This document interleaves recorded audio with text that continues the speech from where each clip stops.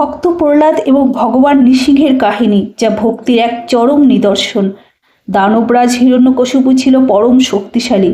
সে কঠোর তপস্যা করে ব্রহ্মার কাছ থেকে এমন বর পেয়েছিল যে তাকে মানুষ বা পশু, দিনের বেলা বা রাতে, ঘরের ভেতরে বা বাইরে, কোনো অস্ত্রে বা শস্ত্রে তাকে মারা যাবে না। এই অজেয় ক্ষমতার দর্পে সে নিজেকে ঈশ্বর বলে ঘোষণা করল এবং রাজ্যে বিষ্ণুর পূজা নিষিদ্ধ করে দিল। কিন্তু তার নিজের ছেলে প্রহ্লাদ ছিল ভগবান বিষ্ণুর পরম ভক্ত।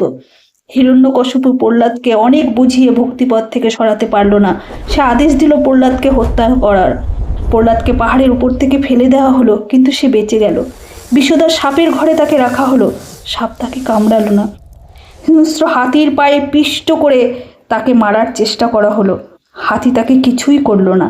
এমনকি নিজের বোন হোলিকা, যার আগুনে না পোড়ার বর ছিল, সে প্রহ্লাদকে কোলে নিয়ে আগুনে বসলো, কিন্তু ভগবানের কৃপায় প্রহ্লাদ অক্ষত রইল আর হোলিকা পুড়ে ছাই হয়ে গেল।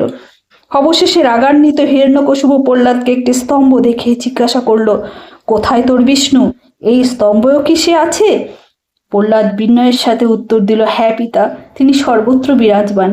ক্রোধান্বিত হিরণ্যকশিপু গদা দিয়ে স্তম্ভটিকে ভাঙতে সেই স্তম্ভ চিরে আবির্ভূত হলেন এক ভয়ঙ্কর রূপ, নৃসিংহের অর্ধ মানুষ অর্ধ সিংহ রূপ।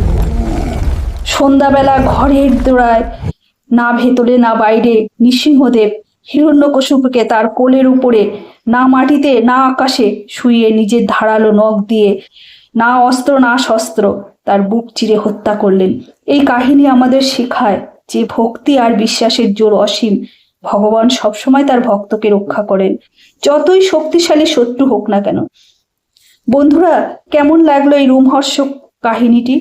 কমেন্ট করে জানাবেন। আপনাদের কমেন্ট আমাকে আরো নতুন ভিডিও দিতে উৎসাহিত করবে।